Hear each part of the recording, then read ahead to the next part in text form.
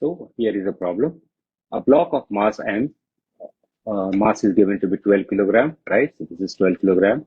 Is connected with a string to a smaller block of mass 4 kilogram. So this is 4 kilogram. The big block is resting on a smooth inclined plane. So this is a smooth inclined plane. There is no friction.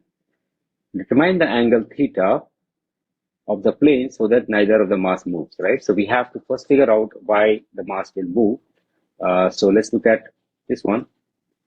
This one is experiencing a force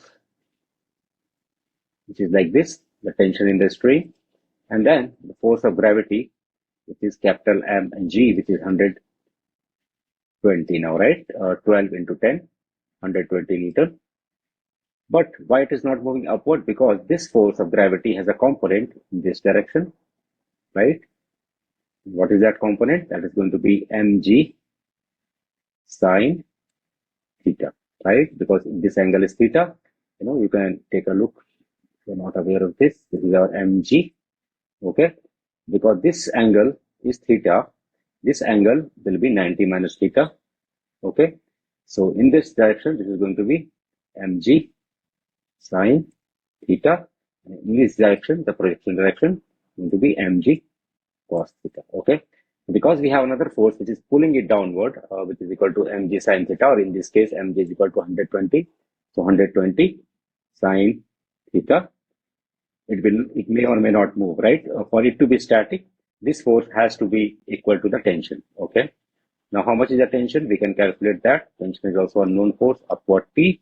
This time, mg, small mg, which is 4 into 10, right? So that is 40 Newton, right?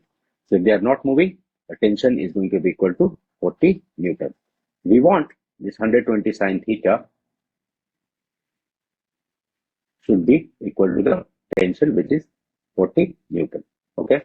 So sine theta, in this case, is going to be 40 by 120, right? Which is going to be equal to 1 by 3. The value of theta for which it will remain at rest is going to be sine inverse of 1 by 3. Okay, you can find that using calculator, but the value is that sine inverse 1 by 3 or 0.33.